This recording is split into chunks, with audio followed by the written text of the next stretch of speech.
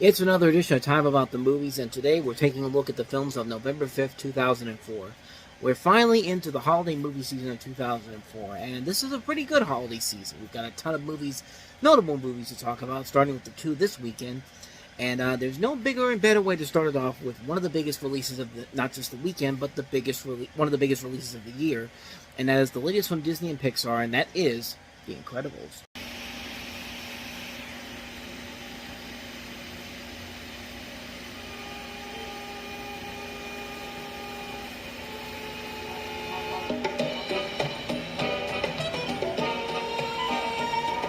What's the toughest thing about being a superhero?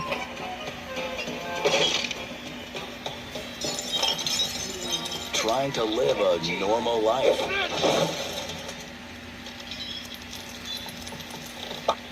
Whether it's pumping up. I got it! Dinner with the family. Stop running in the house! Hey, no force field! You sit down! You sit down! Let go of your brother! Or seeing old friends. Hey, Lucius! Hey, Speedo!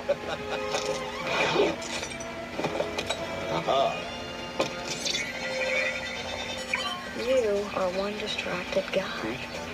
I know you miss being a hero and your job is frustrating.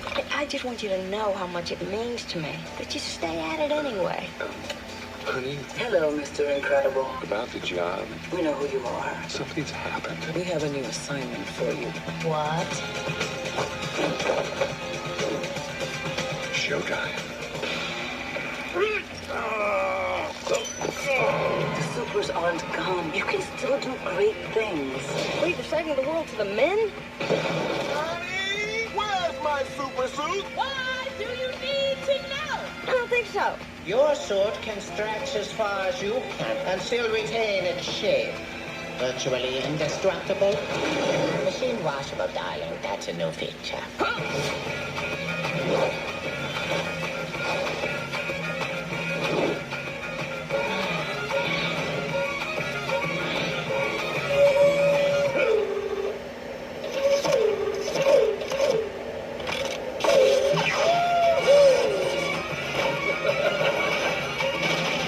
We're superheroes. What can happen?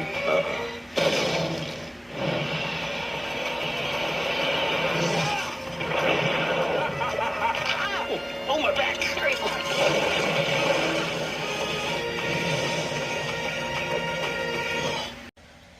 Still a better representation in the Fantastic Four than the three Fantastic Four movies they made.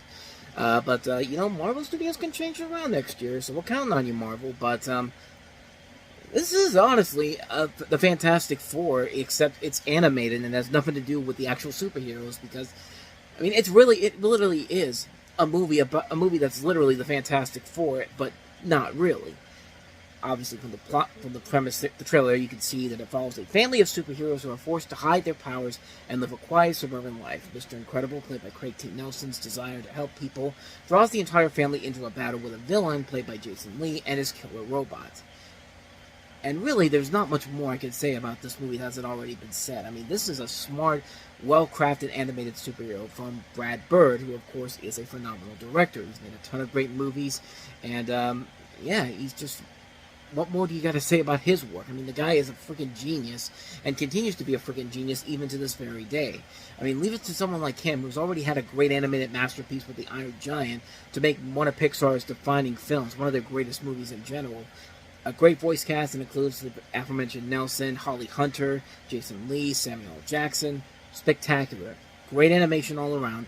I love the way that the film uses 2D animation to create CG animation, which gives it a more realistic flow.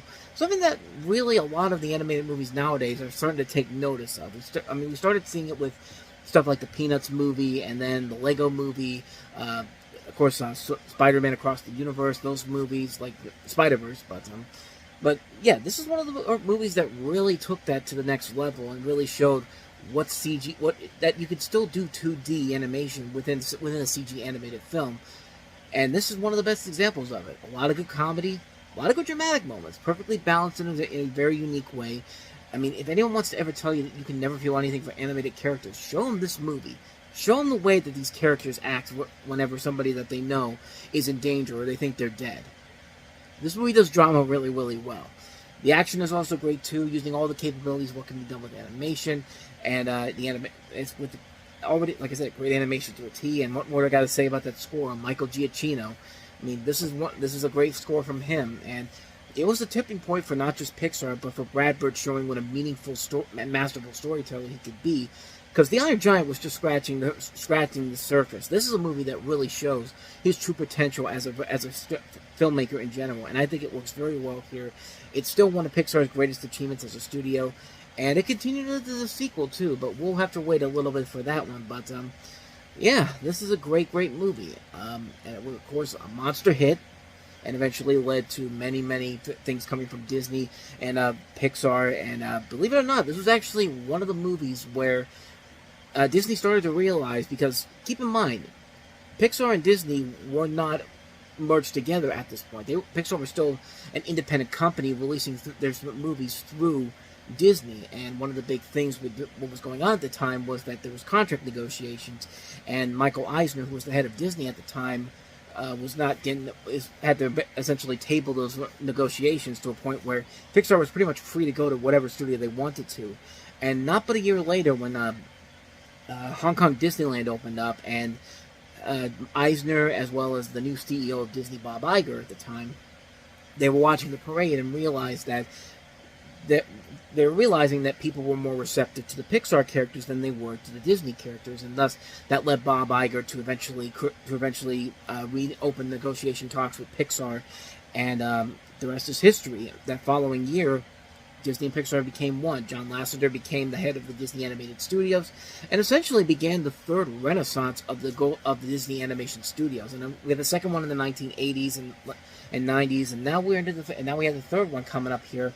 But yeah, if you saw this movie in a theater, you might have noticed that Cars was supposed to be released 1 year from now, from that point in time. But of course, because of those negotiations, they had to delay the film to the summer of 2006, and so yeah, a little bit of history there, but we'll certainly delve more into that when we get to the movie that eventually replaced Cars for that release date, Chicken Little, because that was the movie where Disney basically had to say, okay, we need help badly, but we're still about a full year away from getting to that movie we're taking up. But The Incredibles, not much more to say about this movie. It's a fantastic film. If you haven't seen it already, get off your ass and see it, man. But with all that said, let's go ahead and move on to our last movie, and that is Jude Law in the remake of Alfie. Ah, yes, I love this city. The most beautiful women reside in Manhattan. Just look around. How could a man ever choose to settle down with just one? Oh, right. So rude. I haven't introduced myself. I'm Alfie. I'm a blessed man. As a heat-seeking bachelor, I have to live by some very simple rules. To live life to the fullest, I need only enough to cover my modest expenses. Health is now priority number one. A few crunches. That's all I need. Never get involved with a single mom. Alfie, man, I love you. Thanks, baby. Thanks, baby. Oh.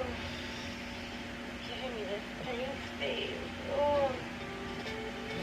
Do you ever deal on any real level? Why would I want to do something like that? Yay or nay? A pair of hot pink stilettos and you're good to go. Well, aren't you, Mr. Full Service? Why is it that I'll never make your hit list? I took one look at you and I thought, she's way out of your league, little boy. Who are you today? I thought we weren't asking those kind of questions. I never mean to hurt anybody. Should do well. Alfie, you gonna be okay? What? Don't worry, I'm always okay. I don't know exactly how to say it. Sure you do, Alfie. Plenty of experience thumping girls. Underneath all that bravado beats the heart of a guy who's not nearly as cocky as he wants everybody to believe. Two things I learned in life. Find someone to love and live every day as long as you last. Realizing you care about someone, it'll find a way to knock you sideways. The question is, what's going to happen with the rest of your life?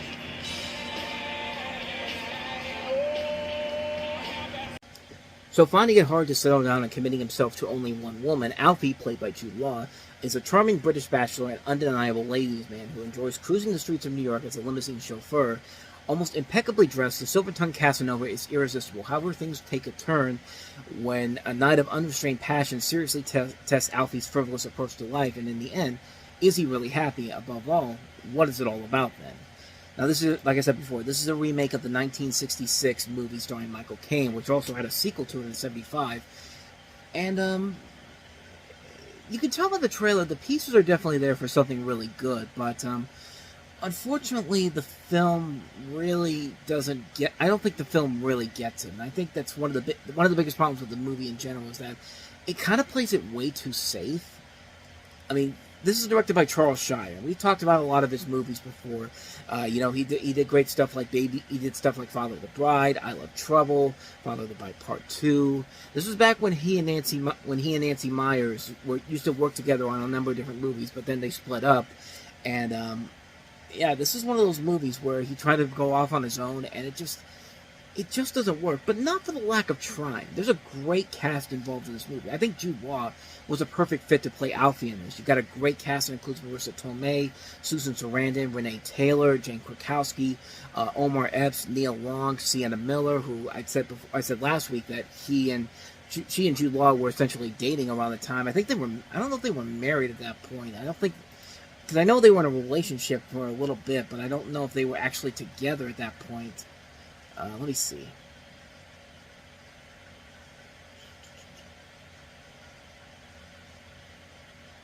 They got married on Christmas Day, but basically Jude Law had to apologize to Sienna Miller because he had an affair with his child's nanny. So, kind of art imitating life in that situation. Is life imitating art in that situation, and those two eventually split up about 2 years after they got engaged. But yeah, the movie has a lot of elements where it could work. Jude Law is really giving it his all in the movie, but the film wants to have its cake and eat it too. It's just a movie that, like, people forget that the original Alfie was not just a movie about Michael Caine as this swooning, crazy, sex-wheeling bachelor. Like, it was a movie that had depth to it. It was a movie that had a significance to it. If you want to say a social significance, maybe, mostly because I'm trying to find the type of words I want to use it. But this New York Times review I see here on Wikipedia kind of sets it up nicely, where it says that the new Alfie doesn't taste social significance, it just wants us to have a good time. And I kind of agree with that. It's kind of like the Entourage movie. Like, those characters in the Entourage movie didn't grow up in that movie like they did in the television series. And even then, they didn't grow up by that much. But in the movie just doesn't want you to see these characters mature in any way, shape, or form. They just want you to accept them as who they are, and the fact that they will never age or get wiser. Kind of like with the Sex and the City movies. Like, those Sex and the City and Entourage, those movies in particular really do feel like films that are the complete opposite of what the shows were trying to accomplish here. And in the case of this movie here, the pieces are definitely there. There's definitely a lot of good ideas involved in the film in general, and it just never gets to that point where the film really wants to give you an idea of what they're trying to accomplish here. And maybe somebody like Nancy Myers probably would have helped nicely to have as a little bit of a compromising element to the movie, where she can add her element or her ideas to this. Like, I feel like when these two work together on Father of the Bride, it worked very well. But when Charles Shires is trying to do it on his own, it just doesn't work as well as I think they wanted it to. Overall, the biggest problem with the movie, I feel like, is that it doesn't have. It's one of those remakes that just feels like it was trying to be too mainstream. Keep in mind, this was when Paramount was just remaking a lot of their catalog titles, and most of the time, they worked out okay, but then there were some that didn't work out well, like the Stepford Wives we talked about earlier in the year. And this is another one of those examples where I feel like they should have gone all the way with it. They shouldn't have tried to play it safe and marketable. And I think it backfired on them big time in this case here. It's a movie where the pieces are definitely there for something really good, but unfortunately, the film just can't gravitate on what kind of a movie it wants to be. Does it want to do something that's actually going to modernize the story from the original film, or does it want to be something that just wants to take the namesake of the title because the title is something that people remember?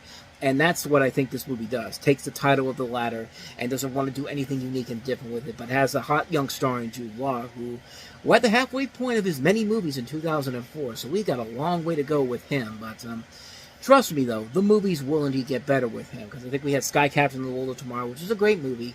I Heart Huckabees, which was not so much, and this is just one where it is, yeah, not so much. So we're 1 for 3 at this point, but it does get better as the year goes on. Trust me, but yeah, so not much more to say about this one. Kind of an underwhelming remake. Good ideas, just bad execution overall. So that's what I have to say about Alfie. And so with that said, we wrap up another edition of Time About the Movies. When we meet next time, we'll take a look at 6 more movies, including another big animated feature around this time of the year, Robert Zemeckis' adaptation of The Polar Express, starring Tom Hanks, After the Sunset with Pierce Brosnan and Woody Harrelson, directed by Brett Ratner, the latest Chucky film, the latest Child's Play movie, Seed of Chucky, Renee Zellweger starring in the sequel, Bridget Jones, The Edge of Reason. We also have Johnny Depp and Freddie Highmore in Finding Neverland, and also Liam Neeson in Kinsey. So we'll take a look at those 6 movies all on the next episode. But until then, thank you so much for watching, and if you want to see more videos like this, please hit the place on the next page, check out the previous episode, and also don't forget to hit the like and subscribe button if you want to see more videos like this on this channel. So, with that said, I am off. I will see you guys next time, and until then, as always, take care.